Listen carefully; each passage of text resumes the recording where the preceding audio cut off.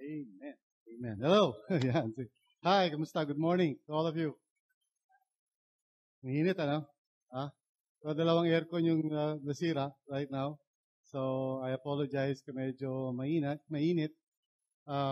Magyabag na lang kayo sa katabi nyo para lumamig, para maging mahangin. I hope and pray na masolve natin kasi yung aircon sa atin medyo luma na, no? Parang nararamdaman ko may magdo-donate na ng aircon eh. Tingin nyo. Walang discern. Sige. Today we're starting a new series. Okay? Ang title po ng series natin ay Crucial Moments. Ang subtitle niya, When Lives and Relationships Can Change Drastically. What's a crucial moment? Let me illustrate this. Kahapon, umalis kami ng wife ko, pumunta kami sa Manila, and na-discover, dami na po pala ang mga, okay? Yan, dumadami na po pala ang mga parking spaces sa Metro Manila. Okay? Ang newest parking space na discover ko ay nasa Nichols lang. Okay? And let me tell you a story kasi nung lumabas nga kami, nung padaan na ako sa C5, malapit na C5, I was thinking, Lidiko ko, kakanan ako papuntang C5. Pero nag-alinlangan ako. So I thought to myself, siguro, at this time, okay naman siguro sa EDSA. So, last minute, dapat kakanan na ako, inisip ko, dumiretso na lang ako. Big mistake. Okay? Paglagpas ko ng toll gate, so there it was, nandun yung parking space. Bagong-bago. Okay? Talagang hindi kayo kumikilos. So, anyway, so pagkatapos ng matagal na panahon na nakastock kami doon, hindi ko alam kung magkano gasolina na ubus namin. Eventually, umandar na nga kami. And nung nandun na kami sa EDSA, I was thinking to myself, kasi pumunta ako sa San Juan, dediretso ba ako hanggang doon sa umabot sa crossing? O isip ko, magta-turn left ako doon sa may Rockwell para ma-shortcut. Turn left sa Rockwell. Okay? And then, pagbaba ko doon sa Mandaluyong, construction to the max. Okay?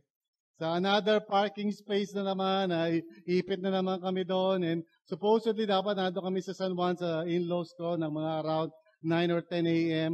Well, lakpasan ng alas 12 by the time dumating kami doon. So, gutom na kami. But, coming back, sabi ko sa sarili ko, siguro naman, I should have learned my lesson.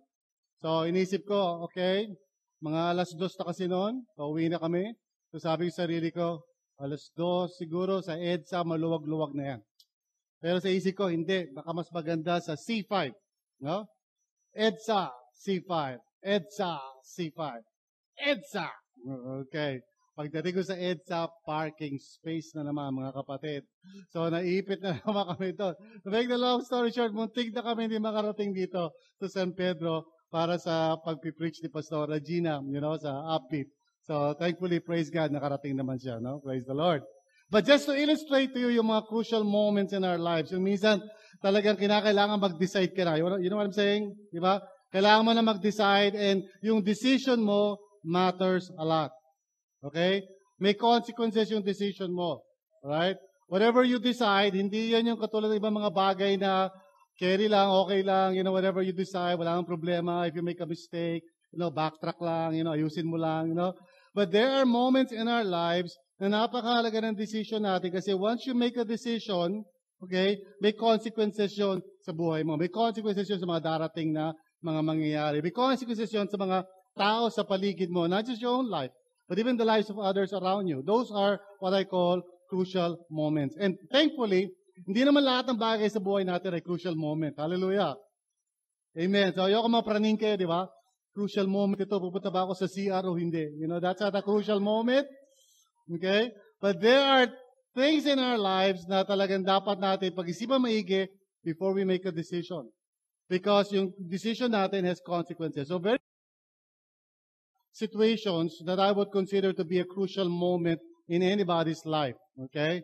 First of all, is what I call a truth encounter or truth encounters. Okay?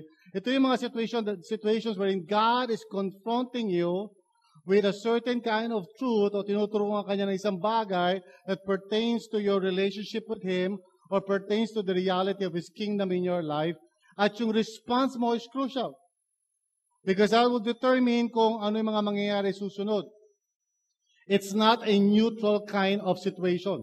Hindi yung situation na parang pwede kang, parang indifferent ka. Sige, okay lang, and you don't really care what would happen. Actually, you should care kasi it's a crucial moment. The other one is a testing or a temptation. Yung situation na yun na kailangan pag-isipan mo maigi what you're going to do. Now, maybe you're thinking now, well, madali lang yan, tatanggi lang ako. But we all know, kaya tinawag na temptation yun kasi it's tempting. Nilala ko yung joke na yun. So, the reason bakit tinawag na temptation yun is because it's hard to resist. Okay? Walang temptation na parang walang kakwenta-kwenta. Lahat ng temptation is difficult. Kaya nga siya temptation. Okay? Kaya nga siya test. Kasi, it puts to the test yung view mo about God. It puts to the test yung view mo about the Word of God, yung credibility ni Lord, etc., etc. Mapagkakatiwalaan ba ang Panginoon? Will He actually do what He said He will do? Will it really turn out the way He said it will turn out? Kasi from the way I look at it, mukhang hindi magta-turn out ng ganon. Or from the way I'm seeing things, mukhang parang iba yung nangyayari. Hello, So you are put on a test, and that's a crucial moment. Because what you do from there, okay, will determine a lot of things from that point on. Okay? So, kailangan pag-isipin mo maigi, what do I do with this? Now, it's not as easy as hindi, ganito lang, I just obey God. The truth is, ang hirap minsan to obey God in certain situations. Okay? Meron mga situation na maybe parang elementary lang yan. I'll just do this. God says so. The Bible says so. No problem. I'll just do it. Yun yung mga situation na hindi crucial moment. Kasi alam mo na, it's just very easy. Yung mga situations na parang hindi mo alam. You don't know what to do. And you cannot just figure it out na basta. So you need to weigh the consequences very carefully. And then meron tinatawag na thorns. Because this pertains to relationships that makes it hard for you to stay in the relationship. Okay? I call those thorns. Yun yung mga situation na meron kang, may kasama ka o may karelasyon ka, pero parang sa isip mo, wish mo lang na kunin na siya ni Lord, or iniisip mo na parang, nandito ba yung tao na yan, pwede ba isoli yan, or maybe you're thinking na pwede ba ibalik ka sa sinapupuno ng kanyang nanay, or you're just parang, Lord, why is this person in my life? And what you do from there on matters a lot. And then finally, is transitions. So some of us are at that point in time wherein God is saying, I want you right now to take a step of faith. There's a new thing na gusto kong gawin mo. There's something else I want you to do. But Lord, I'm so comfortable here. I'm just so used to ginagawa ko. I'm just so used to the situation na to. And God is saying, no, I want you to do something else. I'm nervous, Lord. Natatakot ako. I'm afraid. What will happen, etc. And what you do from there on really would matter a lot. Okay? And so, I'm sure there are a lot of crucial moments in life. I just figured itong apat na to would be enough for us to understand yung mga prinsipyo. Okay? So that we will be able to know pag may crucial moments sa life mo, you will be able to just pause and say, teka muna, alright, this is important. I cannot just rush into things. I cannot just make a quick decision, I need to pray. I need to seek guidance. I need to ask people, things like that, Transitions, for example, getting married is a good example of that. Amen? Second, to receiving Jesus, getting married is a major, major transition in your life. Some of you, nagmamadali na kayo to get there. Okay? Talaga yun ang pinagpa-fasting nyo. Okay. But to tell you frankly, it's a major, major transition. Okay, so today, with truth encounters, we're going to talk about truth encounters because this is the kind of crucial moments in life mo that really, para sa akin, this is a make or break thing. Okay? And if you respond correctly, kapag God is confronting you with His reality and with His truth, if you respond correctly, malaki ang consequences nun. Malaki ang significance in your life. Not just your life, but even yung generations to come. Some people, because of their obedience, okay, ang resulta nun is blessing upon blessing in the next generations to come. Others naman, because of their stubbornness and disobedience to God, ang kawawa would be yung mga descendants. Mga tao na hindi pa pinapanganak. Okay? And so you must understand that it's a crucial moment whenever God is teaching you something from His heart or from His word, He's revealing to you something. Paano ka nagre-respond? Dapat ingatan mo maigi yan. Huwag mong babaliwalain whenever you encounter the truth of God, because it's a powerful moment sa life mo. Amen? So let us pray as we talk about this kasi mahalaga ito right now. And I'm sure a lot of you dito, or maybe several of you, right now nandun kayo sa punto that God is just speaking to you very strongly about certain truths. Tapos dinededma mo. O pinipretend mo na hindi ka nakikinig sa Kanya. Please understand, if you're here today, take notice and be careful. Because God is right now giving you an opportunity to walk in His ways. Let's pray. Father, in Jesus' name, tulungan mo kami, Panginoon, today as we think about this matter, Lord, yung truth encounters. I pray that you would speak to us so that, Lord, if ever it does happen or if it is happening ngayon sa buhay namin, that you are confronting us with the truth and reality of your kingdom, nawa hindi kami maging deadma, that we would not walk away from it, that we would not harden our hearts or pretend that we're not hearing. Instead, Panginoon, I pray today, this morning, Lord, let each one become humble enough to say, yes, Lord, amen. Speak to me, Panginoon, and I receive your word. So I pray, O God, magbago ang puso ng bawat isa, that we may become people who gladly receive your truth sa puso namin. In Jesus' name we pray. Everybody say amen. Matthew 13. Matthew 13. It's called the parable of the sower. Now, how many of you have read the parable of the sower? Okay, well, several of you already, praise God. In fact, I preached on it several times now already. But today, I'm going to go back to it. Now, it's found in Matthew 13. Now, Matthew is, of course, one of the disciples of Jesus. Isa siyang tax collector na binago ng Panginoon because of the Word of God. Tinawag lang siya ng Panginoon while doing His work. Nandun lang siya, nangungulekta ng mga taxes, At nung araw, walang pinipilapan na BIR form. Basta, kolekta lang ng kolekta. And some of the kinokolekta, pumunta sa bulsa. So, his former name, si Matthew, was Levi. Yan ang pangalan niya dati, Levi. Okay? And then, tinawag siya ng Panginoon, and he responded to God. And praise the Lord, naging isa siya sa 12 disciples to Jesus. Now, he wrote a gospel or a story about Jesus. And this is found in Matthew 13, which means almost midway na dun sa buong libro. Okay? The whole book of Matthew is 28 chapters. For those of you na hindi nyo alam, okay? Ngayon, alam nyo na, right? Sabi mo sa katabi ko, alam ko na, 28 chapters, finally. Okay? 28 chapters. And so, nasa gitna na to, which means this is not, what we're about to read is not something na nangyari at the beginning of Jesus' ministry. This is something na nangyari na somewhere in the middle after, teaching and preaching and healing and doing all sorts of things. Iba-iba responses ng mga tao. Some people were really excited. Dito na Messiah, dito na Messiah. Others naman were upset and they were saying, nako, hindi totoo yan. He's a son of Beelzebub or whatever. So there's a different reaction. Some of them, they like Jesus. Some of them, they don't like Jesus. So Matthew 13 is a crucial point kung saan Jesus is going to just confront people with a decision kung paano sila magre-respond, sa mga sinasabi niya about himself, about the good news, etc. So this is Matthew 13. Now, those of you who have read this story, of course, I'm sure, like most people, nakafocus kayo dun sa mismong parable of the sower. In other words, dun sa storya, okay? Now, that's natural kasi the story is a bit intriguing. Like, tinatanong mo sa sarili mo siguro, sino tinutukoy ni Jesus, alright? But as we will read the story right now, makikita ninyo na that's not even the main focus. The main focus is not even the story itself, about the seed falling, ganyan. That's not even the main thing. But the main thing is the application or implication ito dun sa mga tao who up to that point in time were listening to Jesus but had different kinds of responses. So he was basically talking about not the story itself but the significance of it in terms of mga nakikinig. Which includes us today kasi nakikinig din tayo ng Word of God. Amen? And I'm not just saying about, the Bible itself, which is the Word of God. I'm talking about God's messages to you in whatever form or way na nakikipag-usap siya sa iyo because He can speak to you in many different ways. Right? Pwede nasa expressway ka lang, bigla ka makakita ng malaking signage. Where are you going? God. Maybe God is speaking to you, alright? There are many ways that God can get through to you. Minsan nakikinig ka ng radyo, or Spotify, or whatever, and God just speaks to you through a song. God can do all those things. Amen. Alright? So God is not parang waiting for you to open your Bibles and so natetensyonado na siya sa langit para sana buksan niya na yung Bible, sana buksan niya na yung Bible. Paano ko kakausapin tong alagad ko hindi nagbubukas ng Bible? Well, the truth is God can speak to you in many different ways. Now, primarily, it's the Bible. So which means, if God speaks to you in some other way, na naginip ka, you should check the Bible first. Right?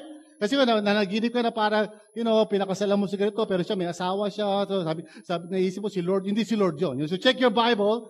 So which means the Bible is the final arbiter or deciding factor kung yung naririnig mo ba is from God o hindi. But my point is that God can speak to you in many different ways. Amen? Amen ba? In fact, maybe right now He's speaking to you through your mother, or through your father, or through your brother, or sister, or mga helper mo, Maybe God is speaking to you through somebody, kaklase mo ng high school, sa Facebook. Because God can use all of those things. Now, parable of the sower is not just about the parable of the sower, but rather it has to do with its application or implication sa ating lahat. Okay? So here's what I'm going to do rito sa sermon natin ito. First, we're going to run through the talk up to verse 17 lang. If you check your Bibles, verse 18 onwards actually explains the parable. Amen? Isn't that cool, di ba? So in other words, ito yung mga parable na parang hindi ka na kailangan mag-isip na parang, ano ibig sabihin nun? Grabe, hindi ko maintindihan. This is one parable wherein Jesus says, okay, sit down, you might hurt yourself. Ito yung meaning ng parable. Okay? So in other words, this is one kind of parable na hindi na tayo pinapahirapan ni Jesus. Say hallelujah. Hindi kayo masaya doon? Try reading the other parables. Di ba? Pag binasa mo ibang parable, you're scratching your head, you say, ano raw? So it's hard, right? But this one parable, si Jesus actually says, okay guys, sit down. Ito ibig sabihin ng parable. So you'll find it in verse 18 onwards in chapter 13. And that's why we're going to stop at verse 17. Amen? So why? You're saying, ba't tumigil tayo to verse 17? Well, kasi you can just read it for yourself. Amen? Alright, madali lang intindihin yung parable because that's not the point. The point is not the meaning of the parable. The point is, how do you now apply this ngayon tayo, especially dun sa mga tinatawag kong truth encounters. Meaning, God confronts you. Now listen carefully. Now some of you, right now, nangyayari ito sa buhay nyo. At this very moment as I speak, merong ilan sa inyo dito, hindi kayo pinapatulog ni Lord. God has been confronting you with something. You read it in the Bible, you watch it on TV, everywhere you go, parang God is speaking to you. There's only one thing He's saying. And dine-dead mo, parang sinabi mo, Satan, go away, Actually, si Lord yun, He's speaking to you. But some of you are like that right now. Or maybe some of you, naalala nyo to, it happened to you a long time ago. Hindi mo pinansin. God was confronting you. God was teaching you something. Maybe nasa isang service ka, nasa seminar ka, and talagang tagus-tagus sa buto mo yung sinasabi ng isang preacher o teacher, talagang di ka matahimik, feeling mo ikaw lang kinakausap ng preacher, alam mo, galit ka sa preacher, di ba, parang pinatatamaan ako dito. But actually, hindi ka ba pinatatamaan? God is just speaking to you. Amen? Alright. So when you're in that truth encounter, this parable is actually very relevant sa you right now. Amen? Kasi how you respond to this truth encounter na nangyayari ngayon will have a significant impact sa life mo in the days to come, and maybe even not just your life, but the life of other people around you, family mo and everybody. Okay? Now, if this is something na past na sa'yo, nangyari na sa'yo to before, you can relate to this. You begin to understand, kaya pala. You know what I'm saying? No? Diba? Yung realization na, ganun pala yun. So, now you understand. Amen? Na anong purpose ng Lord? Bakit ka pinapaunawa? Para yung susunod, are you with me? Susunod, which may be bukas, maybe ngayon, susunod. And God will do it again. And you will say, look ko ba yan? And God says, yes, hindi si Lord yan. Ba't pinagagawa ni Lord sa akin yan? Magbigay daw ako sa Panginoon? Hindi kay Lord yan. I rebuke that in Jesus' name. The next time it happens, you would say, yes, Lord. Because how you respond determines what will happen next. Amen? So let's go to the story. Are you ready? So what I'm going to do, basahin lang natin sandali, and then I'm just going to summarize it into 3 observations na napansin ko doon sa passage na yon. And then I would end with 1 principle that I believe na kailangan talaga ilagay mo sa puso mo. Amen? Because this may be something na sinabi sa iyo ni Lord ngayon because of what's going on in your life. Or maybe He's telling you this kasi there was something na sinabi sa iyo before na hindi mo pinansin. And so God is speaking to you right now. Or it may be something na sinasabi sa iyo ng Panginoon. So abangan nyo yun, yung huling-huling sasabihin ko, abangan nyo. Because that may be something na gusto niya maalala mo a few days from now. When God reveals His truth to you. Amen? Are you with me so far? Okay. Let's read the passage. That same day, Jesus went out of the house and sat by the lake. And you know, rabbis during that time, pag nagtuturo sila, they sit. So, nainggit ako nung panahon na yon. They sit, okay? Because today, I cannot sit. I have to stand up. Such large crowds gathered around him that he got into a boat and sat in it while all the people stood on the shore. Okay? So, huwag kayo mag-complain kung medyo mainit. Nung araw, nakaupo sila sa, sa beach, sa mga bato-bato. Okay? So, you're now fortunate kasi may silya kayo. Amen? Then he told them many things in parables. In other words, this is just one of those things. What we're about to read is just one of the parables. Marami siya sinabing parable. A parable is simply a story, an illustration. Okay? It's like parang nag-example ka. So that's what a parable means. It means you throw it alongside. The para means alongside. Bole means you throw it. Okay? So it's something that you throw alongside another principle para ma-illustrate. Okay? It's a parable. So saying, sabi niya, a farmer went out to sow his seed, and as he was scattering the seed, some fell along the path, and the birds came and ate it up. Now, you've read this, right? And I'm sure you know what it means. Do you? Really? Well, if you read verse 18, pinapaliwalag ni Jesus ko nito. Sabi niya, yung seed daw is the Word of God.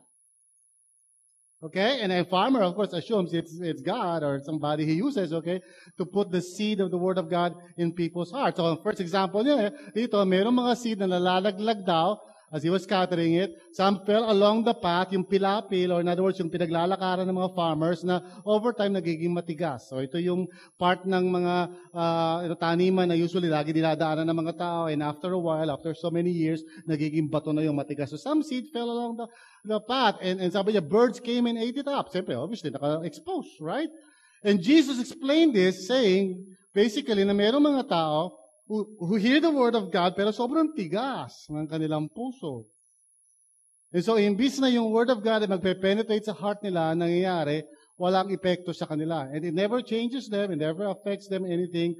Instead, si Satan, parang birds, come and eat it up.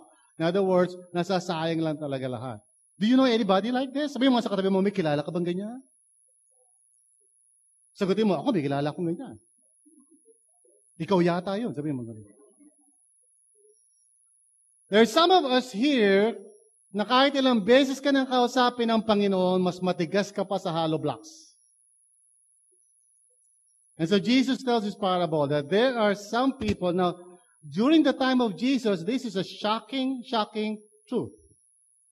Because ang alam ng mga Hudyo, pag sinabi mong Word of God, wala kang choice kung talagang sasagupahin ka ng Word of God. Sasagasaan ka niyan, because it is the Word of God. But Jesus was saying that during this time, itong period na to, people can actually reject the Word of God. Sa panahon natin ngayon. But there will come a time na hindi mo na magagawa yan. Okay? Right now is grace period. Pag nakarinig ka ng teaching ni Lord, pwede mo sabihin, wala yan, hindi totoo yan. You can walk away from it. Okay? And you might think that you're getting away with it. Right? But someday, one day, the Lord will hold you accountable for rejecting His Word. Now, I remember a long time ago, nung hindi pa ako Christian, there were many attempts by many different people to try to get the Word of God into my heart. Sari-sari yan. May mga nag-i-invite sa akin sa Bible study, may nag-share sa akin. So, lahat sila medyo dire-reject ko. Nag-uumpisa pa lang sila, pinapahiya ko na sila. Dahil pilosopo ako, unong araw. Okay? When I was in college at UST, okay, may mga kaklase ako na born again, and they would always share the Word of God. Tinatawanan ko sila. Sabi ko sa kanila, wala kayong alam. And I remember my mom, siya yung unang-una nakakilala kay Lord. Iniimbita niya yung mga sisters niya in Christ. sa bahay namin, tapos magba-Bible study sila, kakanta sila ng Father Abraham, his many children, you know. Inis ako noon. Okay, this is the day, we will rejoice, we will rejoice. Sabi ko, ang baduy nito mga taong ito. And they always wanted to reach out to me, and each time I just rejected it. Now, praise be to God, it did not happen forever, because there was a time in the year 1992, am I correct? 82?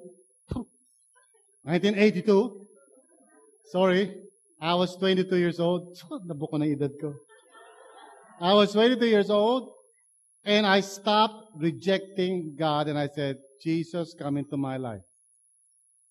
Praise be to God. Amen? But for all those years, 22 years old ako, bago ako nagising. Now, some of you dito, magte-32 na kayo, magpo-42 na iba sa inyo, magsi-62 na. You're still rejecting God. And so, my advice or counsel to you is, weigh carefully how you're responding. Kasi sinasabi ng Panginoon sa atin, you know, that the seed of the Word of God has the power to change our lives. Pero kung matigas ang heart mo, it would not penetrate. Some fell on rocky places where it did not have much soil. It sprang up quickly because the soil was shallow. But when the sun came up, the plants were scorched and they withered because they had no root. Again, Jesus explains this. Sabi niya, madali lang paliwanag dyan. Ito yung mga believers at first excited, pagkatapos sa Freedom Day, sabi, hindi po ako ni Lord. You know, so, but then, you know, konting trial, konting testing, konting persecution. Ano ba yung mga sinalihan mo na yan? Ba't ka nagbo-born against? Di mo ba alam na tayong pamilya natin, sarado, kandado, selyado, abogado? And you give up. You give up your faith. You stop following Jesus. Bakit? Kasi mababaw. Hindi nag-take root. And one of the things that is very difficult to assess when you have a crowd like this, hindi mo kasi alam kung sino yung mababaw, sino yung malalim. Malalaman mo lang later pag nawala na yung si ganito o si ganyan. Tapos pag tinanong mo, bakit wala na si ganito? Eh kasi namaga yung kanyang kuko eh. Ayaw niya na mag-follow kay Jesus. Or kasi ganito na-frustrate siya kasi yung boyfriend niya, iniiwan siya. O kasi si ganito, ewan ko, nag-pray siya, hindi siya nagot ni Lord, so na-disappoint siya kay Lord, so he's no longer a Christian. There are people right now in every church na mabababaw lahat ng faith. It never really took root sa hearts nila. They heard a little bit, pero not enough to really understand. One time nga, may meeting yung ilang grupo dito and they were analyzing, you know, some of the members of the church, bakit ito, bakit ganyan. And soon they discovered it's because many of them did not really fully understand the gospel. Let me ask you right now, how deep is your understanding of the gospel? Kasi yun na magdedetermine whether ikaw ay tatagal o hindi. Because Jesus never said, come to me, you know, and all you'll have is just some great time. Meron kasi mga preachers sa TV na laging sinasabi nila na if you're a Christian, everything will just be okay. You will always be blessed. Everything will just be fine. Well, the truth is, hindi ganun. If you're a Christian, sometimes you get persecuted. If you're a follower of Christ and you're serious about it, minsan hindi ka na po-promote. Sometimes when you take seriously the Lord Jesus Christ and His commands, minsan hindi ka nagiging popular sa eskwelahan, or maybe some of your friends will walk away from you. It's not fun. Yeah, I'm sure there are blessings, of course. I know, pag ikaw ay follower ni Christ, may mga blessing yan. But also, meron ding mga kasamang difficulties. When you have to make a choice. Minsan mo sinabi ng boyfriend mo, ibigay mo sa akin lahat kung mahal mo ko, and you say, sorry, I cannot do that because I love Jesus. Bye-bye, boyfriend. Things like that do happen, di ba? And so, sabi ni Jesus, may mga taong gano'n, mababaw yung faith nila. And so, pag nagkaroon ng konting difficulty, which is symbolized by the sun coming up, other seeds, sabi niya, fell among thorns, which grew up and choked the plants. Now, I know this. Kaya liwanag ni Jesus to. Kung itutukoy niya rito. Ito yung mga tao na narinig nila yung Word of God. Of course, bisa okay lang sila. But then, after a while, dahil sa mga worries of this life, dahil sa mga perang, kailangan kumita, naintindihan mo naman ako, pastor, kailangan natin kumita, kailangan may bayaran ako. Alam mo naman, pastor, naunawaan mo naman kami. And pretty soon, they are no longer following the Lord as devotedly as before. I know this. It happened to me in my life. Nung ako ay nakakilala sa Panginoon at the age of 22, isa lang ang prayer ko, Lord, please give me a job. I was really praying to God, say, God, please give me a job. So for about 2 years, wala talaga akong job. Okay? And I was asking the Lord, na please, please, please, please. And then the Lord gave me a job. Hallelujah! And so, nung nagkaroon ako ng job, siyempre, what happens when you get a job? Well, you work. Diba? You get a job, diba? So you start to work. And siyempre, pag nag-work ka na, you become busy. And of course, hindi naman puro busy yun kasi susweldo ka na. Yun ang fun part doon. Dahil pag sumweldo ka na, mabibili mo na lahat at pinapangarap mo. Yung dati dinadaan-daanan mo na sa festival. Ngayon, mabibili mo na siya because you have money. And now you can go to places na gusto mong puntahan na dati di mo mapunta, pinanood mo lang, nandun ka lang sa labas ng salamin. But now you can get inside. You can buy those things. At yung sinasabi ni Jesus, some believers, because of worldliness, because of their love for the world, now there's nothing wrong with having a job, there's nothing wrong with having money, there's nothing wrong with getting a career, if you know your priorities, if you know who Jesus is, if you know that there is something more important than all of these things put together, and that is the kingdom of God. Kapag alam mo yun, it's okay to have a job, to have a career, because you can be Christ-centered in a career, in a job. You can be the best in your work and still be Christ-centered. That is possible. I've seen it. But I've also seen people lose their way na nagkatrabaho na sila. I've also seen people na kinompromise na nila yung kanilang values simply because gusto nila ma-promote. I've seen people na wala na silang time para mag-pray or magbasa ng Bible because of there's so many things to do at work. I've seen those things happen. And Jesus tells us na nangyayari yun. And then he ends with this, still other seed fell on good soil where it produced a crop 160 or 30 times what was sown. And of course, it's very easy now to understand. At tinutukoy niya yung mga tao, nung narinig nila yung katotohanan, nung narinig nila yung Word of God, instead of rejecting, instead of mababaw lang, talagang tinanggap nila, binuo nila sa puso nila, and they really responded and said, God, I need this truth in my life. I'm going to apply it. So nangyari doon, nagbunga sila. Nagkaroon ng resulta yun sa life nila. Because let me tell you something, sa lahat ng mga binanggit ni Jesus, isang seed lang yun. The same Word of God has the power to change each of those soils. Pero only one soil benefited from the seed. At yung soil na yun, yung sinasabing mataba. In other words, ready to receive the Word. And then he ends with this, whoever has ears, let him hear. Tignan mo yung katabi mo kung may ears siya. Just check mo lang. Well, the parable does not refer to that. He's not referring to physical ears. He's talking about spiritual ears. Sabi ni Jesus, can you really hear what I'm saying? Do you have the openness of heart to receive kung ano yung sinasabi ko sa iyo? That's what Jesus is saying. And He's saying the same thing sa atin. Alright? So, and here's the sudden twist na para almost unexpected na minsan mga tao di nga nila nababasa to. But here, look at verse 10. The disciples came to Him and asked, what do you mean by this parable? No? What is the meaning of the parable? No. It says, why? Why do you speak to the people in parables? That was the question. Hindi yung what is the meaning of the parable? Why are you speaking to people in parables? In other words, the whole parable is not meant na para, isipin natin, ano kaya yung seed? Ano kaya yung tsura ng seed? Mahaba ba yung seed? May ba yung seed? Ano ba ito? He's not telling us really about the story itself, but its implications. Lord, why? Bakit may ganitong parable? And he begins, sabi ni Jesus, he replied, because the knowledge of the secrets of the kingdom of heaven has been given to you, but not to them. Boom, panis. Here's why, sabi ni Jesus. The reason bakit ako nagpasalita sa mga tao ng parables, or the reason bakit minsan may mga tao hindi nila mag-gets, or the reason bakit ilan sa atin dito pa nagbabasa tayo ng Bible, or say, ano ba ito? Puro paminta, Or the reason why minsan nakikinig ka sa sermon, tapos nakatungangan ka sa akin, parang, ano raw? And the reason why minsan sometimes may mga decisions ka at mali yung decisions mo, bagamat ilang taon ka na umaattend ng church, nakikinig ka lagi ng sermon, tapos lahat ng decision mo palpak, and you say, bakit ganoon? Or you're asking yourself, bakit ang gulo-gulo ng pamilya ko, pero Christian naman ako? There is a reason why. And he's saying that to some people, he gives the grace to understand yung secrets of the kingdom of God. Now, don't get put off by the word secret.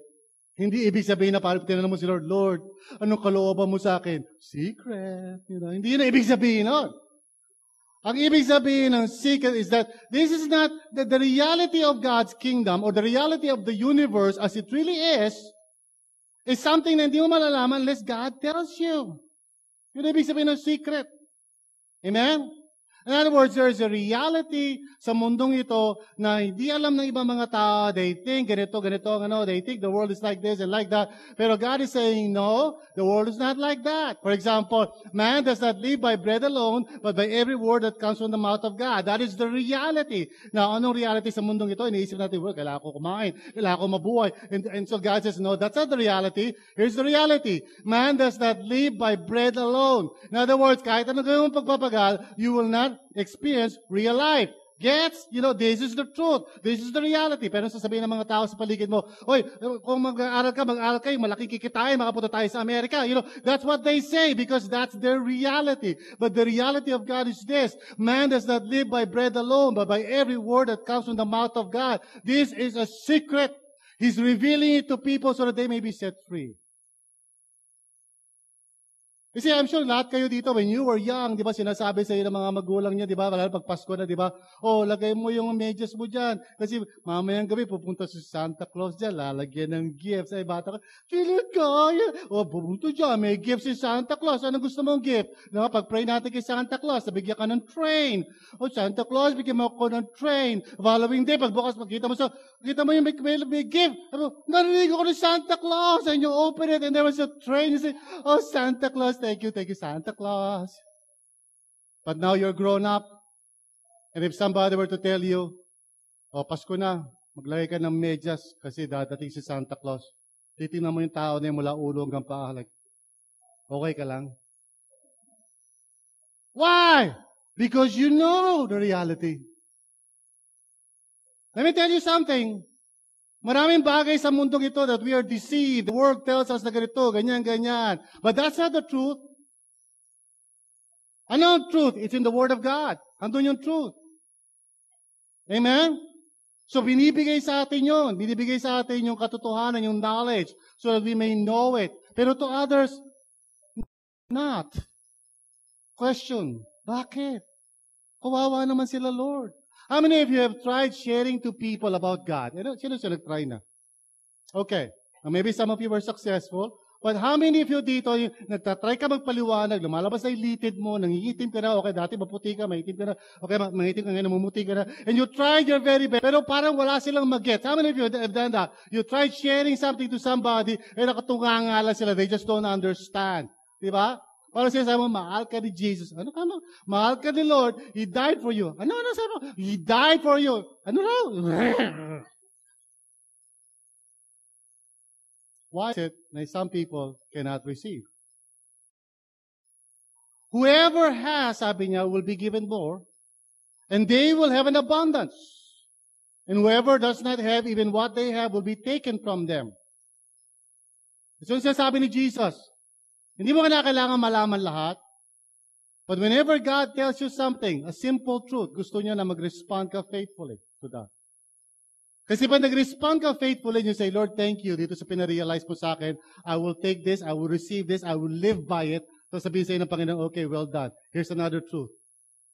See, the reason bakit may mga Christians na parang kahit maiksi pa lang sila sa Panginoon, parang ang mature na nila at ang dami na nilang ginagawa sa Panginoon and they're growing, is because of that, because of their faithfulness. Kasi ito'y merong i-reveal sa kanila si Lord, nagiging faithful sila, they receive it and they live by it and it causes fruit sa buhay nila. Pero meron mga tao, alright, don't get offended. May mga tao, ang tagal mo na sa Panginoon, tinubuhan ka na ng ugat sa RLCC, but because of your attitude, hanggang ngayon, immature ka pa rin. Why? Because minsan may sinasabi sa si Lord na isang bagay lang. Stop that vice. Isang bagay lang. Leave that kind of lifestyle.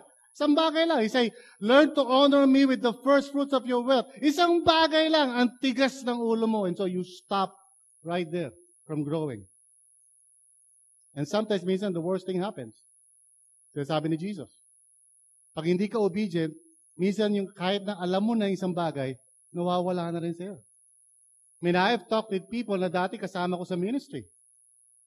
Pero pagkausap ko sila ngayon, nag-uusok sila, nagiinom sila. Pag tinakausap ko sila about the Lord, it seems na parang wala sila ka-idea of what I'm talking about. Samantalang dati, magkasama kami.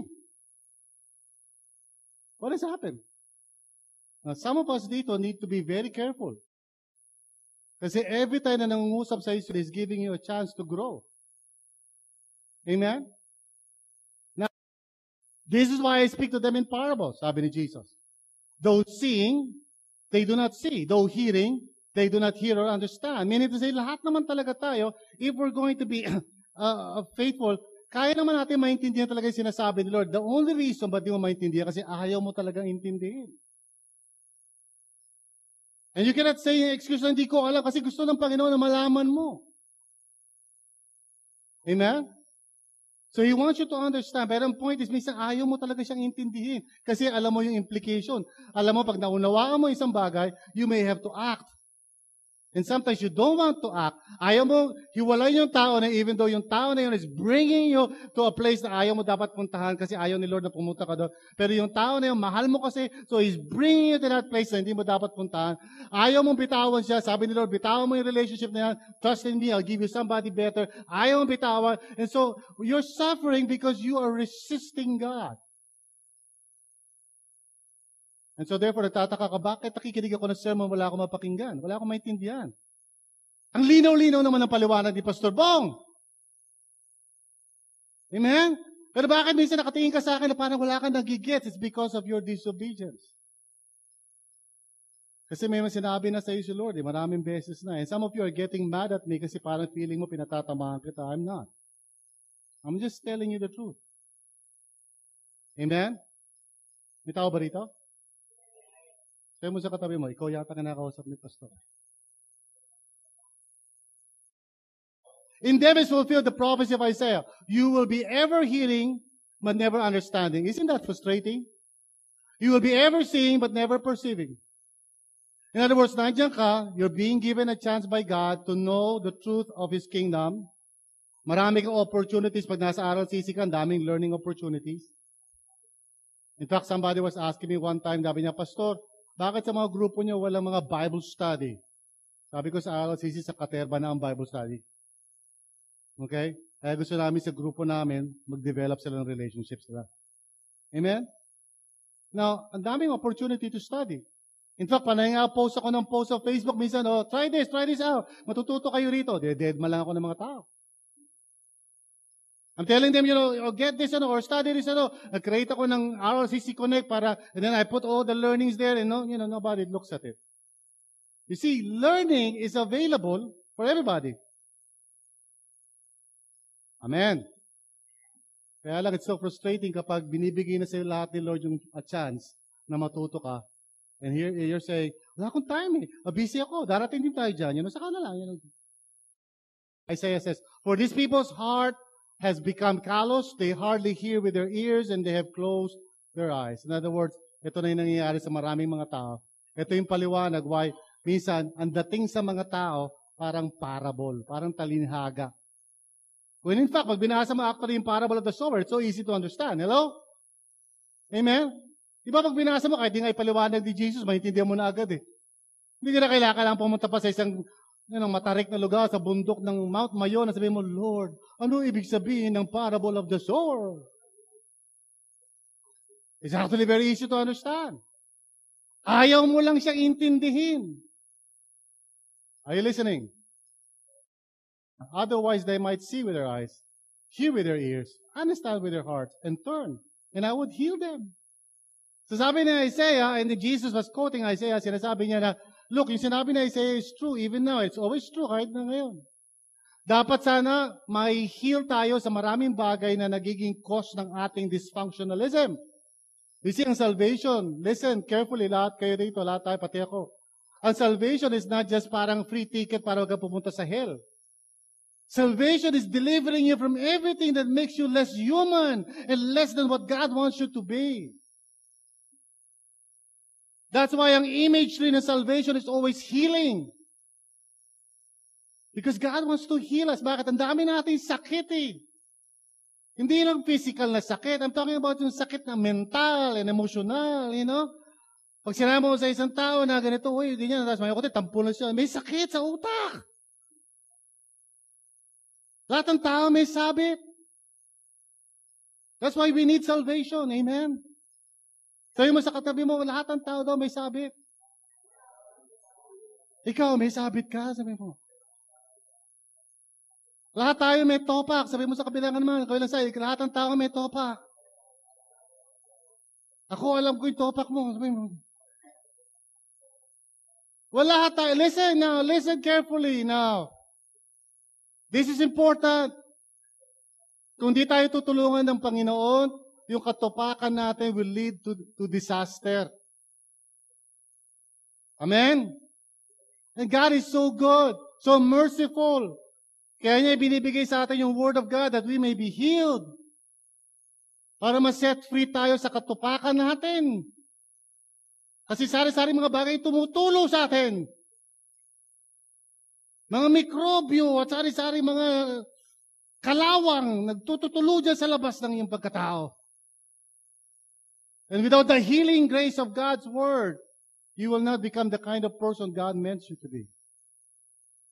Or means you to be. Amen? Jesus, but blessed are your eyes because they see, and your ears because they hear. Now, ano ibig sabihin ni Jesus doon? Sabi niya sa mga disciples niya, don't ever underestimate this. In other words, kung nakakaunawa ka ngayon, please take that very seriously kasi it's God's grace sa buhay mo. If as I speak today, habang nagsasalita ako, nagigets mo, talaga parang, grabe, ang linaw ah. Talagang, pati si Pastor Bo, tinitingnan ako talaga yung turo nito. If you can understand it, I want you to understand, you're blessed. Because some of you dito, while I speak, some people dito parang, they cannot even understand. So blessed are you if you can understand. For truly I tell you, many prophets and righteous people long to see what you see, but did not see it. And to hear what you hear, but did not hear it. Always be grateful. Never be indifferent o parang pag nasa church ka, alam nyo, some of you, pupunta kayo sa church, you're not even ready or prepared to listen. Now, not all of you, some of you are. Kasi nakikita ko, pagdating nyo, labas yung notebook nyo, you're listening. Pero yung iba talagang, parang, sige, mag-preach ka, tingnan ko kung maalala ko lahat yan. Some people, when they come to church, they're not ready to grow. Some of you come to church with an attitude na parang, okay, alam ko na yan, tukol niya kay Jesus. Sige na, tapusin na natin yan. Tagal naman. You know? And you're wondering why is it, sa tagal-tagal mo sa Christian life, bonsai ka pa rin. Spiritually speaking, lahat na ng mga tao sa paligid mo, nag-grow, nagiging leader, nagiging servant, ikaw naman parang, Tapos konting problema, stumble na ako, you know. Konting naman, saktan ka lang ng konti, ayoko na mag-church, you know. And you're wondering, why? Some people, they persevere. Some people are battle ready to serve God. Some people are just so devoted to the Lord. Samantalang ikaw parang, ako, bless mo ako. Hanggang ngayon, bonsai ka pa rin. Bonsai.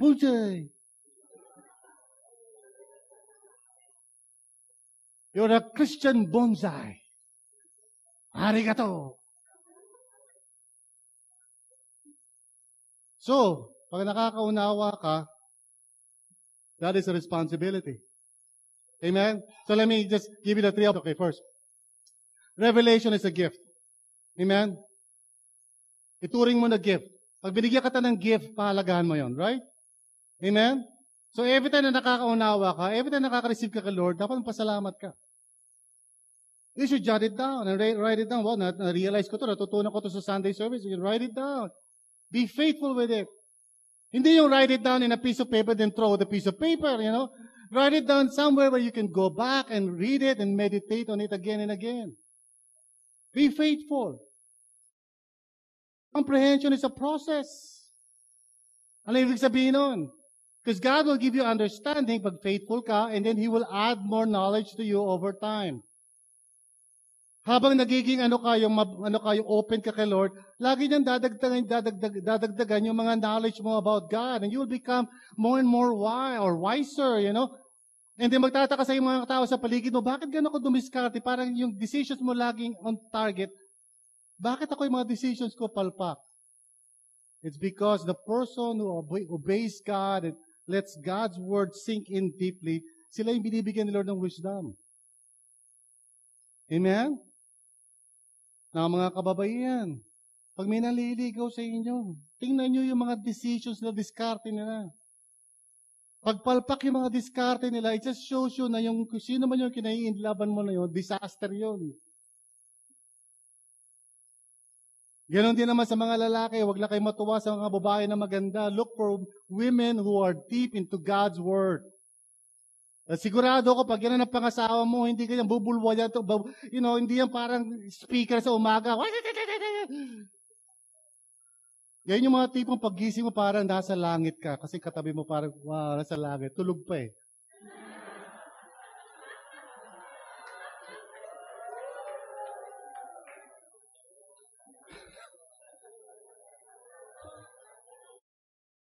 Transformation is a fruit. Okay, so, you know, stop complaining. Stop saying na parang, bakit si ganito, hindi pa rin nag-grow? Ba't si ganyan, hindi pa nag-grow? Simple lang ang sagot doon. It's because yung mga tinuturo sa kanya ng Panginoon, hindi siya faithful. Yun ang reason bakit hindi siya nag-grow. Kaya ka immature ngayon is because of the way you respond to the truth encounters in you. Ito yung uuwi ninyo. Your response to truth determines your fruit. Your response to truth determines your fruit. Amen? Today, sa napakinggan mo, if you're faithful, you say, God, I receive this word into my life. Let me tell you, sa mga darating na araw, you will see fruit. Pero kung dinededmo mo lang yung mga napapakinggan mo, pasok doon, labas doon, pag uwi mo, wala na, nakalimutan mo na, si Jollibee ka na mamayang konti, nanood ka na ng sine, o naman yung ginagawa mo. And if somebody were to ask you, ano tinuro sa'yo ni Lord kanina sa Sunday service? Tukol kay Jesus? You know, so it shows you did not learn anything. Amen? So today, God is giving you again an opportunity to be blessed by His Word. Amen? It's your call. Anong response mo? Will you stand up right now? Will you stand up right now? Will you stand up right now? Will you stand up right now? Will you stand up right now? Will you stand up right now?